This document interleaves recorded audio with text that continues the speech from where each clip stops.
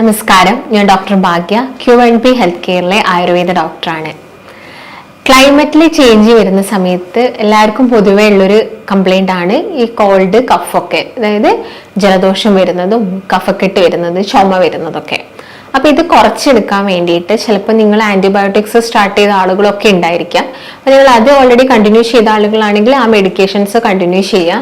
അപ്പം നിങ്ങൾ അങ്ങനെയൊന്നും ട്രൈ ചെയ്തിട്ടില്ല, നിങ്ങൾക്ക് ഇതിങ്ങനെ ഇടയ്ക്കിടയ്ക്ക് വരാറുണ്ട്, ഇങ്ങനെ ക്ലൈമറ്റിൽ ചേഞ്ചസ് വരുന്ന സമയത്ത്, അല്ലെങ്കിൽ ഒന്ന് കുളിച്ചു കഴിഞ്ഞാൽ തല ഒന്ന് തോർത്താൻ വിട്ടുപോയാൽ, അല്ലെങ്കിൽ കുളിച്ച പാടെ നിങ്ങൾ വെയിൽ കൊണ്ടാലൊക്കെ നീരിറക്കത്തിന്റെ ഭാഗമായിട്ടൊക്കെ ഇങ്ങനെ വരാം. അപ്പം ഇങ്ങനെയുള്ള സിറ്റുവേഷനിൽ നമുക്ക് വീട്ടിൽ ചെയ്ത് നോക്കാൻ പറ്റുന്ന കുറച്ച് കാര്യങ്ങളാണ് ഇന്നത്തെ വീഡിയോയിലൂടെ ഞാൻ നിങ്ങളുമായിട്ട് ഡിസ്കസ് ചെയ്യുന്നത്.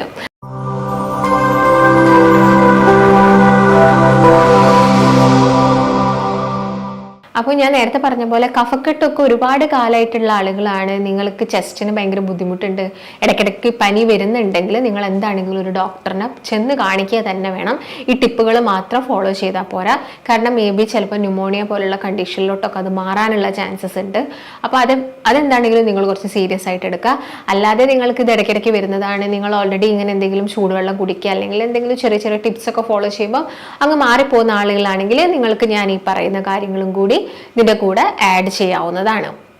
ഇപ്പൊ നോർമലി ഞാൻ നേരത്തെ പറഞ്ഞ പോലെ തന്നെ ചില ആളുകൾക്ക് കഫം, അതായത് അലർജി വന്നിട്ട് തുമ്മലൊക്കെ വന്ന് ജലദോഷമൊക്കെ വന്നിട്ട് കഫക്കെട്ട് വരാറുണ്ട്. അപ്പൊ അങ്ങനെയുള്ള കഫക്കെട്ടുള്ള ആളുകൾ കുറച്ച് ദിവസം അവർ ചിലപ്പം ഇങ്ങനെ ഡോക്ടേഴ്സിനൊന്നും കാണിക്കാതെ തന്നെ വീട്ടിൽ തന്നെ ഓരോ കാര്യങ്ങളൊക്കെ ചെയ്തിട്ടായിരിക്കും ഇത്. ചില ആളുകളുണ്ട് മെഡിസിൻസ് എടുക്കാൻ നല്ല മടിയുള്ള ആളുകളുണ്ട്, അവർക്ക് മാക്സിമം വീട്ടിലുള്ള എന്തെങ്കിലുമൊക്കെ ചെറിയ ചെറിയ ടിപ്പ് വഴി അത് എടുക്കാവുന്നതിന് അവർക്ക് കൂടുതലും അവർ ആപ്റ്റ് ചെയ്യുന്നത് അങ്ങനെയാണ്. പക്ഷെ ഞാൻ നേരത്തെ പറഞ്ഞ പോലെ അങ്ങനെ ബുദ്ധിമുട്ട് വന്നിട്ട് അത് പിന്നീട് അത് ന്യൂമോണിയ പോലെയുള്ള സ്റ്റേജിലോട്ടൊന്നും പോവാതെയും നിങ്ങൾ ശ്രദ്ധിക്കേണ്ടതുണ്ട്.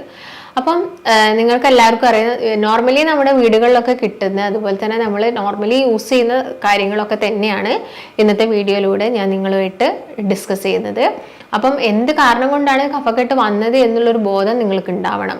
ഇപ്പോൾ ചില ആളുകൾ പനിക്ക് വേണ്ടിയിട്ട് മെഡിസിൻസ് കഴിച്ചു കഴിഞ്ഞിട്ട് പിന്നീട് ഒരു പനി മാറിക്കഴിഞ്ഞാൽ അത് കഫക്കെട്ടായിട്ട്, ഇപ്പോൾ കുട്ടികളിലാണെങ്കിലും വലിയ ആളുകളിലാണെങ്കിലും ഒക്കെ നമ്മളത് കണ്ടുവരാറുണ്ട്. അപ്പോൾ അവരത് ചുമയ്ക്കുന്ന സമയത്ത് തന്നെ നമ്മൾ ചോദിക്കാറുണ്ട്, അത് ഡ്രൈ ആണോ അല്ലെങ്കിൽ അതിൻ്റെ കൂടെ സ്ഫൂട്ടം, അതായത് നന്നായിട്ട് കഫം പുറത്തോട്ട്, നിങ്ങൾ തുമ്മുന്ന സമയത്ത് നന്നായിട്ട് കഫം, ചുമയ്ക്കുന്ന സമയത്ത് കഫം പുറത്തോട്ട് വരുന്നുണ്ടോ എന്നൊക്കെ നമ്മൾ പേഷ്യൻസിനോട് വളരെ കോമൺ ആയിട്ട് ചോദിക്കുന്ന കാര്യങ്ങളാണ്.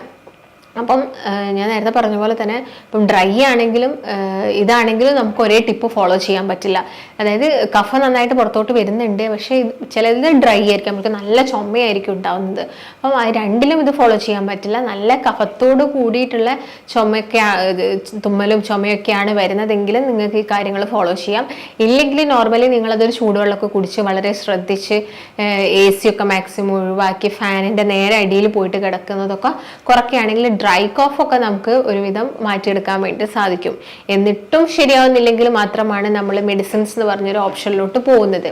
അപ്പം ആദ്യം തന്നെ നമുക്ക് ചെയ്ത് നോക്കാൻ പറ്റുന്നതെന്ന് വെച്ചാൽ, നിങ്ങൾക്ക് എല്ലാവർക്കും അറിയാം മല്ലി നിങ്ങൾക്കറിയാം, പച്ച മല്ലി നമ്മുടെ വീടുകളിലൊക്കെ നമ്മളത് വാങ്ങിയിട്ട് ഉണക്കിയിട്ട് പിന്നെ പൊടിപ്പിക്കുകയാണ് ചെയ്യുന്നത്, മല്ലിപ്പൊടിയാക്കുന്നത്. അപ്പം ഇത് വാങ്ങുന്ന ഒരു സ്റ്റേജ് ഉണ്ടല്ലോ, അതായത് മല്ലിയായിട്ട് നമുക്ക് അതിൻ്റെ വിത്തായിട്ട് ചെറിയ ചെറിയ മണികളായിട്ട് നമുക്ക് കിട്ടുന്നുണ്ട്. അപ്പം ഇതാണ് നമുക്ക് മെയിനായിട്ടും ഇതിനൊന്നും വേണ്ടത്. ഫസ്റ്റ് റെമഡിയിൽ പറയുന്നത്, നിങ്ങൾ ഈ മല്ലി എന്ത് ചെയ്യാം, 1 ടീസ്പൂൺ മല്ലി നമുക്ക് വേണം. ഈ പച്ച മല്ലി നമുക്ക് 1 ടീസ്പൂൺ അത്യാവശ്യമാണ്.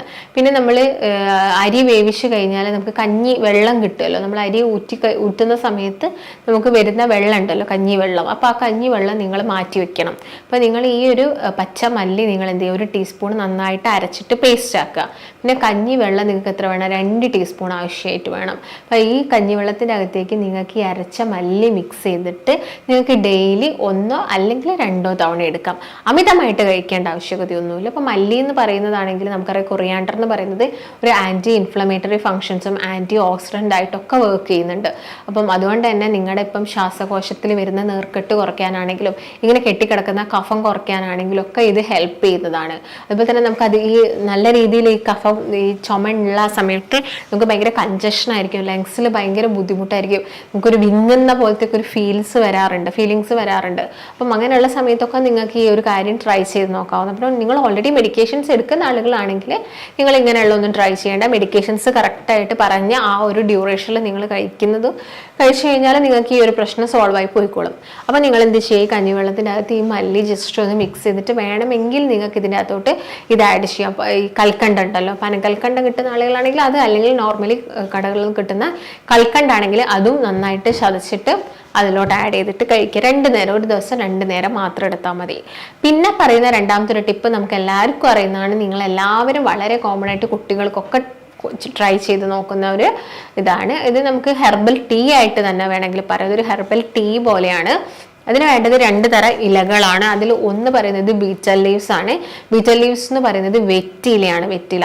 അപ്പം നോർമലി നമ്മളെല്ലാവരും ഈ മുറുക്കാൻ വേണ്ടിയിട്ട് കുറച്ച് പ്രായം കൂടിയ ആളുകൾ യൂസ് ചെയ്യുന്നതാണ്.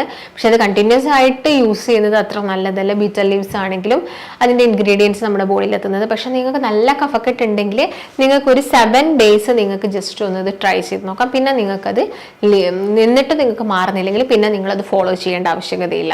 അപ്പം വലിയ കഫക്കെട്ടൊന്നുമില്ല, ചെറിയൊരു രീതിയിലാണെങ്കിൽ നിങ്ങൾ 1 2 ഒരു മാക്സിമം പോലെ ഒരു 3 ദിവസം മാത്രം ട്രൈ ചെയ്ത് നോക്കിയാൽ മതി. അതിന് വേണ്ടത് ഒരു വെറ്റിലയാണ്. പിന്നെ വേണ്ടത് ഒരു 2 3 പനിക്കൂർക്കയുടെ ഇല. നോർമലി കുഞ്ഞു മക്കൾക്ക് കഫക്കെട്ട് വരുന്ന സമയത്ത് നമ്മൾ പനിക്കൂർക്ക ജസ്റ്റ് ഒന്ന് വയറ്റിയെടുത്തിട്ട് അതിൻ്റെ നീരെടുത്തിട്ട് അതിൽ കുറച്ച് പനങ്കൽക്കണ്ടോ അല്ലെങ്കിൽ സാധാ കൽക്കണ്ടോ ഒക്കെ മിക്സ് ചെയ്തിട്ട് കുട്ടികൾക്ക് കൊടുക്കാറുണ്ട്. അതുപോലെ തന്നെ നിങ്ങൾക്ക് വലിയ ആളുകൾക്കാണെങ്കിലും ഇങ്ങനെ ഒരു 2 3 പനിക്കൂർക്കയുടെ ഇലയും ഈ ഞാൻ നേരത്തെ പറഞ്ഞ വെറ്റിലയും കൂടി ഒരു ഗ്ലാസ് വെള്ളത്തിലിട്ടിട്ട് തിളപ്പിക്കുക. തിളപ്പിച്ചതിന് ശേഷം അത് വറ്റി വരും. അപ്പോൾ വറ്റി വരുന്ന വെള്ളം നിങ്ങൾ എന്ത് ചെയ്യുക, 2 നേരം മാത്രമായിട്ട് എടുക്കുക. രാവിലെ എടുക്കുക, വൈകുന്നേരം, അതും ഭക്ഷണം കഴിച്ചതിന് ശേഷം മാത്രം. അപ്പം ഇങ്ങനെയുള്ള സമയങ്ങളിലാണെങ്കിൽ നിങ്ങൾ മാക്സിമം തണുത്ത ആഹാരങ്ങൾ ഒഴിവാക്കണം. അതുപോലെ തന്നെ ഓവർ തണുത്ത ക്ലൈമറ്റിൽ ഇരിക്കുക, ഫാനിനടിയിൽ ഇരിക്കുന്ന ശീലമൊക്കെ ഉണ്ടെങ്കിൽ അതൊക്കെ ഒഴിവാക്കണം. കുളിക്കുന്നുണ്ടെങ്കിൽ നന്നായിട്ട് തല തോർത്തി, തലയിലുള്ള എണ്ണയാണെങ്കിലും അതുപോലെ തന്നെ വെള്ളത്തിൻ്റെ കണ്ടൻറ്റൊക്കെ ആണെങ്കിലും നന്നായിട്ട് നിങ്ങളത് തോർത്തി എടുക്കേണ്ടതുണ്ട്. ഇനി പറയാൻ പോകുന്നത് 3ാമത്തെ ഒരു ടിപ്പ്. ഇനിയും ഞാൻ പറയുന്ന ഈ ഒരു ടിപ്പ് നമ്മൾ വളരെ കോമൺ ആയിട്ട് എല്ലാവരും തന്നെ വീടുകളിൽ യൂസ് ചെയ്യുന്ന ഒരു കാര്യങ്ങളൊക്കെ തന്നെയാണ്. അപ്പം ഇത് നിങ്ങൾക്ക് നല്ല ശക്തമായിട്ടുള്ള കഫക്കെട്ടും ചുമയും നിങ്ങളത് ബുദ്ധിമുട്ടിക്കുന്നുണ്ടെങ്കിൽ നിങ്ങൾക്ക് ട്രൈ ചെയ്ത് നോക്കാം. അപ്പം ഇതിന് അത്യാവശ്യമായിട്ട് വേണ്ടത് ഒന്ന് കുരുമുളകാണ്, മറ്റൊന്നെന്ന് പറയുന്നത് ഗ്രാമ്പു ആണ്, പിന്നെ ഒന്ന് വേണ്ടത് ഈ പട്ട ഉണ്ടാവുമല്ലോ, പട്ട വേണം, അത് വേണം. പിന്നെ അതിൻ്റെ കൂടെ തന്നെ നമുക്ക് അത്യാവശ്യമായിട്ടുള്ളത് മഞ്ഞളാണ്. അപ്പോൾ പച്ചമഞ്ഞൾ കിട്ടുന്ന ആളുകളാണെങ്കിൽ പച്ചമഞ്ഞൾ യൂസ് ചെയ്യുക, ഇല്ലെങ്കിൽ പൊടിയൊക്കെ ആണെങ്കിൽ നമ്മൾ വീടുകളിൽ തന്നെ ഉണ്ടാക്കുന്ന പൊടിയാണ് കുറച്ചും കൂടി നല്ലത്. അപ്പോൾ അതിൻ്റെ അകത്തേക്ക് പൊടി ആഡ് ചെയ്യുക. പിന്നെ കുറച്ച് ഹണി നിങ്ങൾക്ക് മിക്സ് ചെയ്യുക, തേൻ വേണം, ഒരു ചെറിയൊരു കഷ്ണം എന്ത് വേണം, ഇഞ്ചി, അല്ലെങ്കിൽ നമുക്ക് ചുക്കായിട്ട് കിട്ടുന്നുണ്ടെങ്കിൽ ഉണങ്ങിയ ജിഞ്ചറിനെയാണ് നമ്മൾ എന്ത് പറയുന്നത്, ചുക്കെന്ന് പറയുന്നത്. അപ്പം അത് കിട്ടുന്നുണ്ടെങ്കിൽ അതും വളരെ ചെറിയൊരു എമൗണ്ടിൽ വേണം. അപ്പോൾ എന്ത് ചെയ്യുക, ഈ പെപ്പർ ആണെങ്കിൽ ഒരു 3 4 പെപ്പർ മതി. ചെറിയൊരു കുരുമുളക് 3 4 എണ്ണം എടുക്കുക. അതിലോട്ടൊരു ചെറിയൊരു ക്ലോവ്, ചെറിയൊരു ഗ്രാമ്പു, ചെറിയൊരു പീസ് എടുത്തിടുക. അതുപോലെ തന്നെ പട്ടയാണെങ്കിൽ വളരെ നേർമയായിട്ടുള്ള വളരെ ചെറിയൊരു കഷ്ണം മിക്സ് ചെയ്തിട്ട് അത് എന്ത് ചെയ്യുക, നന്നായിട്ട് ഗ്രൈൻഡ് ചെയ്യുക. അതിലോട്ട് കുറച്ച് ഹണി ആഡ് ചെയ്യുക. അതുപോലെ തന്നെ മഞ്ഞൾപ്പൊടി ഉണ്ടെങ്കിൽ, അല്ലെങ്കിൽ പച്ചമഞ്ഞൾ ആണെങ്കിൽ അതും ജസ്റ്റ് ഒന്ന് ഗ്രൈൻഡ് ചെയ്തിട്ട് ഹണി ആഡ് ചെയ്തിട്ട് ഈ ഇഞ്ചിയുടെ കഷ്ണം ആഡ് ചെയ്യാം. പിന്നെ ഇതിൻ്റെ കൂടെ തന്നെ വേണമെങ്കിൽ നമുക്ക് കുറച്ച് ഇന്ദുപ്പും കൂടി മിക്സ് ആക്കാം. ഇത് എല്ലാം കൂടി മിക്സ് ചെയ്തിട്ട് നിങ്ങൾക്ക് എല്ലാ ദിവസവും ഒരൊറ്റ നേരം എടുത്താൽ മതി. കാരണം അത്യാവശ്യം എല്ലാം തന്നെ സ്പൈസി ആയിട്ട് വരുന്നതാണ്. എല്ലാം തന്നെ നിങ്ങൾ ആലോചിച്ച് നോക്കൂ, ആൻറ്റി ഓക്സിഡൻ്റ് ആണ്. ഇതും നിങ്ങളുടെ ശരീരത്തിലുള്ള ഇൻഫ്ലമേഷൻസ് കുറയ്ക്കാനാണ് ഹെൽപ്പ് ചെയ്യുക. അപ്പോൾ കഫക്കെട്ട് വന്നിട്ട് അത് ഇൻഫ്ലമേഷനിലോട്ട് പോകുന്നതാണെങ്കിൽ നമുക്ക് പ്രിവെൻറ്റ് ചെയ്യാൻ വേണ്ടിയിട്ട് സാധിക്കും. അപ്പോൾ നിങ്ങളിങ്ങനെ കഫക്കെട്ട് വന്നിട്ട് പനിച്ച് കിടക്കുന്ന ആളുകളൊക്കെ ആണെങ്കിൽ നിങ്ങൾ എന്താണെങ്കിലും ഒരു ഡോക്ടറിൻ്റെ അടുത്ത് നിർദ്ദേശം എടുക്കേണ്ടതുണ്ട്. കാരണം ചിലപ്പോൾ നമുക്ക് ചെസ്റ്റിന് ഇൻഫെക്ഷൻ വന്നോ എന്നുള്ള കാര്യങ്ങളൊന്നും അറിയില്ല. അതുകൊണ്ട് ഒരു ഡോക്ടറിൻ്റെ അടുത്ത് എന്താണെങ്കിലും പോകണം. അപ്പോൾ നിങ്ങൾക്ക് ഈ ഒരു ടിപ്പും കൂടി എന്ത് ചെയ്യാം, ഇങ്ങനെ തുടർച്ചയായിട്ട് കഫും അതുപോലെ തന്നെ കോൾഡും വരുന്ന ആളുകൾക്ക് ട്രൈ ചെയ്ത് നോക്കാൻ പറ്റുന്ന ഒന്നാണ്. അപ്പം ഞാൻ പറഞ്ഞ പോലെ തന്നെ എല്ലാവർക്കും ഈ മെഡിക്കേഷൻസ് എടുത്തിട്ട് അസുഖം മാറ്റണം എന്ന് ആഗ്രഹിക്കുന്ന, പ്രത്യേകം പറയുകയാണെങ്കിൽ ഇങ്ങനെയുള്ള അസുഖങ്ങൾ, ഈ തുമ്മുന്ന അസുഖം, അതുപോലെ തന്നെ ജലദോഷം, കഫക്കെട്ട്, ഇതൊക്കെ എല്ലാവർക്കും മെഡിക്കേഷൻസ് കഴിച്ച് മാറ്റാൻ താല്പര്യം ഉണ്ടാവില്ല. അപ്പം അല്ലാത്ത പക്ഷം ആളുകൾക്കാണ് ഇങ്ങനെയുള്ള ടിപ്പുകളൊക്കെ പറഞ്ഞു തരുന്നത്. അതുപോലെ തന്നെ നിങ്ങളിപ്പോൾ ഷുഗറിനാണെങ്കിലും മറ്റുള്ള BP ആണെങ്കിലും മെഡിസിൻസ് ഒക്കെ കഴിക്കുന്ന സമയത്താണെങ്കിലും ഇതൊന്നും ഒരുപാട് കാലം ട്രൈ ചെയ്യരുത്. ഇതെല്ലാം തന്നെ ഒരു ലിമിറ്റഡ് ആയിട്ടുള്ള ടൈം പീരീഡിൽ നിങ്ങൾക്ക് ഒന്ന് ട്രൈ ചെയ്ത് നോക്കാൻ പറ്റുന്ന കുറച്ച് ടിപ്പുകളാണ്. ഇപ്പം ചില ആളുകൾ ചിലപ്പോൾ മരുന്നും കൂടി അത്യാവശ്യമായിട്ടുണ്ടായിരിക്കാം. അപ്പം ആയുർവേദത്തിൻ്റെ കേസൊക്കെ നോക്കുകയാണെങ്കിൽ നമുക്ക് യാതൊരു സൈഡ് എഫക്ട്സും വരുന്നില്ല. നമുക്ക് കറക്റ്റായിട്ട് ഇത് ക്യൂർ ചെയ്ത് പോകാൻ പറ്റുന്നതേ ഉള്ളൂ. അത് ഡ്രൈ കഫ് ആണോ അല്ലെങ്കിൽ അവർക്ക് വിത്ത് സ്പൂട്ടാണോ, കഫ നന്നായിട്ട് വരുന്നുണ്ടോ എന്നുള്ള കാര്യങ്ങളൊക്കെ മനസ്സിലാക്കിയിട്ട് നമുക്ക് പ്രോപ്പറായിട്ടുള്ള ട്രീറ്റ്മെൻറ്റ്സും കാര്യങ്ങളൊക്കെ എടുക്കാവുന്നതാണ്. അപ്പോൾ നിങ്ങൾക്ക് ബുദ്ധിമുട്ടുള്ള ആളുകൾ, അങ്ങനെ കുറച്ച് വർഷങ്ങളായിട്ട് ഇടയ്ക്കിടയ്ക്ക് വരുന്ന അല്ലെങ്കിൽ എല്ലാ സീസണിലും തണുപ്പ് കാലം ആകുമ്പോഴേക്കും മഴക്കാലം ആകുമ്പോഴേക്കൊക്കെ വരുന്ന ആളുകളൊക്കെ ആണെങ്കിൽ നമ്മൾ പ്രോപ്പറായിട്ടുള്ള കുറച്ച് ട്രീറ്റ്മെൻറ്റ്സ് ഒക്കെ എടുത്തു കഴിഞ്ഞാൽ നമുക്കിത് കംപ്ലീറ്റ് ആയിട്ട് മാറ്റിയെടുക്കാവുന്നതേ ഉള്ളൂ. അപ്പോൾ നിങ്ങൾക്ക് കൺസൾട്ടേഷന് താല്പര്യം ഉണ്ടെങ്കിൽ താഴെ കാണുന്ന നമ്പറിൽ കോൺടാക്ട് ചെയ്യുക. നമുക്ക് മറ്റൊരു നല്ല ഹെൽത്ത് ടോപ്പിക്കുമായിട്ട് വീണ്ടും കാണാം. നന്ദി.